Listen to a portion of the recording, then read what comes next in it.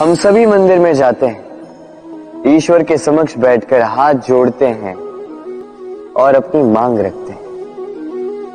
कभी सोचा है ईश्वर को कैसे लगता होगा कि मेरे भक्त मेरे पास आते हैं केवल अपनी इच्छा पूर्ति के लिए, मुझसे मिलने के लिए नहीं। कई सारे लोग मंदिर जाते हैं, अपनी इच्छा ईश्वर के समक्ष रखते हैं।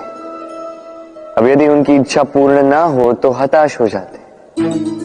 अब से जब भी आप मंदिर जाओ, ईश्वर के समक्ष बैठो, हाथ जोड़ो और कहो धन्यवाद। धन्यवाद ईश्वर, आपने मुझे जो कुछ भी दिया है उसमें मैं प्रसन्न हूं।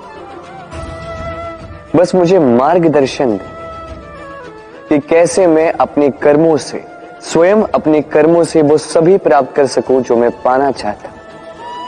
ईश्वर से केवल मांगने जाओगे तो ईश्वर के समक्ष स्वयं को बहुत ही छोटा पाओगे, किंतु यदि स्वयं कर्म करके ईश्वर को धन्यवाद कहने जाओगे तो सही अर्थ से आपको ईश्वर मिल जाएंगे। उन्हीं वस्तुओं को अनुभव कर पाते हैं जिन्हें हमारी इंद्रियां पहचानती, जैसे मैं अपने नेत्रों से देख सकता हूं, कानों से सुन सकता हूं, आदि इत्यादि। किंतु कई सारी ऐसी वस्तुएं हैं, ऐसे भाव हैं, ऐसे तत्व हैं जिन्हें हमारी इंद्रियां पूर्ण रूप से नहीं पहचानती, किंतु वो है और वो अत्यंत शक्तिशाली है। जैसे वायु को हम देख नहीं पाते और उसकी शक्ति का प्रमाण मुझे देने की आवश्यकता नहीं है। वैसे ही दो भाव हैं जो दिखते नहीं, हम उन्हें सुन नहीं पाते, किंतु वो है और अत्यंत शक्तिशाली है। ये दो भाव है प्रार्थना और विश्वास। ये भाव जिसके मन में हो वो संसार में कुछ भी कर सकता है, किसी भी शिखर तक पहुंच सकता है, उसके लिए कुछ भी असंभव नहीं है। उदाहरण दूं तो द्रौपदी की उस कथा को स्मरण कीजिए, माता देवकी के विश्वास को स्मरण कीजिए। उन्हें विश्वास था कि एक दिवस मेरा पुत्र आएगा और कंस का वध करेगा, और ऐसा ही हुआ।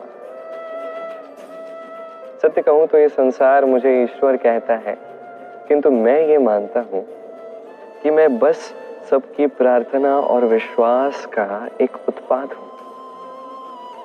इन्हीं की प्रार्थना और विश्वास से ईश्वर को शक्ति मिलती है और उसी शक्ति से वो सबका भला कर पाते हैं। संपत्ति, सुख, ये सब कुछ नाम के समक्ष छोटा है। नाम सबसे ऊपर रह जाता है। ये नामकरण संस्कार सदैव हमारे लिए अत्यंत महत्वपूर्ण होता है। अब आपको क्या लगता है मैं किस नाम की बात करूं? वो नाम जो हमने जन्म से पाया? नहीं, मैं उस नाम की बात कर रहा हूं जो हमने हमारे कर्मों से अर्जित की। जो जन्म से प्राप्त हुआ वो मृत्यु के साथ चला जाएगा। ये तो जो नाम कर्मों से प्राप्त होता है वो हमें अमर करता है। माता पिता से हमें जन्म मिला, जन्म से मिले संबंधी, समाज से मिले मित्र, प्रकृति से मिला भोजन। यदि कुछ ऐसा है जो हमने स्वयं पाया तो वो है हमारे कर्मों का फल। वो है वो नाम जो हमने कर्मों से अर्जित किया। इसलिए सदैव श्रेष्ठ कर्म कीजिए। मनुष्य के जीवन में दो बड़े संबल हैं। पहला है आशा।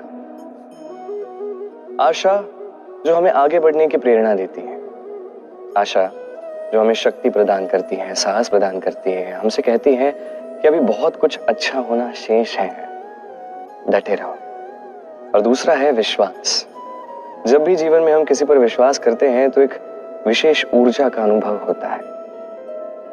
कभी कभी ये आशा हताशा में बदल जाती है और विश्वास विश्वासघात में बदल जाता है। तब क्या करें? तब क्या ये कहेंगे कि आशा अनुचित है या विश्वास झूठा है? नहीं, ये कभी अनुचित नहीं होते। आप किसी पर विश्वास भी करते हो, वो विश्वास सामने वाला तोड़ भी देता है, तो ये दोष आपका है, कि आपने चयन किया कि आप उस व्यक्ति पर विश्वास करोगे। आपके चयन में दोष है, आपके भाग्य में नहीं। किंतु चलिए ऐसी परिस्थिति आ गई तो किया क्या जाना चाहिए? आशा कीजिए उनसे जो आपसे बड़े हैं और विश्वास कीजिए उन पे जो आपके समान है। आशा कीजिए तो ईश्वर से कि मैं जीवन में जो भी कर रहा हूं, जो कर्म कर रहा हूं, जो किसी पर विश्वास रख रहा हूं, तो मेरे साथ कुछ अनुचित ना हो। मैं बस यही आशा करता हूं। और विश्वास किसी और पर करने से पूर्व स्वयं पर कीजिए, क्योंकि अंततः आप स्वयं को तो कभी धोखा नहीं देंगे। क्यों? कभी सोचा है कि क्यों श्री राम ने अमावस्या का दिवस ही चुना होगा अयोध्या पुनः लौटने के लिए? एक दिवस पश्चात या एक दिवस पूर्व भी तो आ सकते थे, क्योंकि वो इस संसार को एक संदेश देना चाहते थे कि मुहूर्त नहीं, कर्म बड़ा। यदि आपके कर्म बड़े हों, शुभ हों, तो अमावस्या की ये रात्रि ये भी दीपों से सज कर दिन बन सकती है। तो मुहूर्त विचारे ना विचारे, चयन आपका है, किंतु अपने कर्म विचारे, ये मेरी मंत्रणा है। मैं आपको एक कथा सुनाऊंगा। ये कथा है एक विशाल से बरगद के वृक्ष की और एक नन्हे से नीम के वृक्ष की। नीम का ये वृक्ष बरगद के वृक्ष के पास में ही था। एक दिन कुछ लकड़हारे वन में प्रवेश कर गए। उन्हें देख के नीम का ये वृक्ष भयभीत हो गया। उसने बरगद के वृक्ष से सहायता मांगी कि हे बरगद के वृक्ष, मेरी सहायता करो, अपनी ये शाखाएं मुझ पर बिछा दो ताकि ये लकड़हारे मुझे देख ना सके और मैं बच जाऊं। बरगद का ये वृक्ष अपनी अहम में चूर था, अहंकार में चूर हो चुका था। उसने ना उसे उत्तर दिया, ना उसकी सहायता की। वो लकड़हारे आए, नीम के वृक्ष को काटा और वो चले गए। कुछ दिन पश्चात वही लकड़हारे पुनः उस वन में आए और इस बार कुल्हाड़ी से बरगद के वृक्ष पर प्रहार करने लगे। ये प्रहार सहते सहते बरगद के वृक्ष ने देखा। उसे पता चला कि उस कुल्हाड़ी पर उसी नीम के वृक्ष का डाल लगा हुआ है। अब यही भूल अधिकतर मनुष्य कर बैठते हैं, विशेष रूप से तब जब उनके पास शक्ति आती है, सफलता आती है।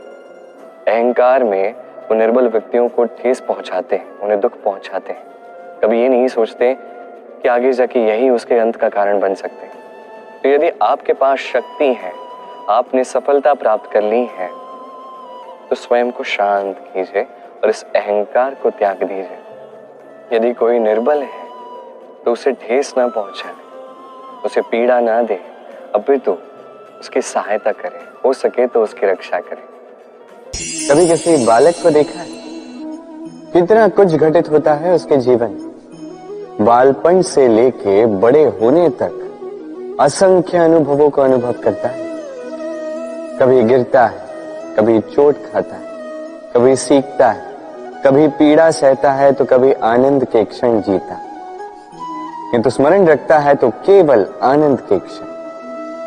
अब तनिक एक बार आपके जीवन के प्रारंभ में झांक के देखिए, आपके बालपन में झांक के देखिए।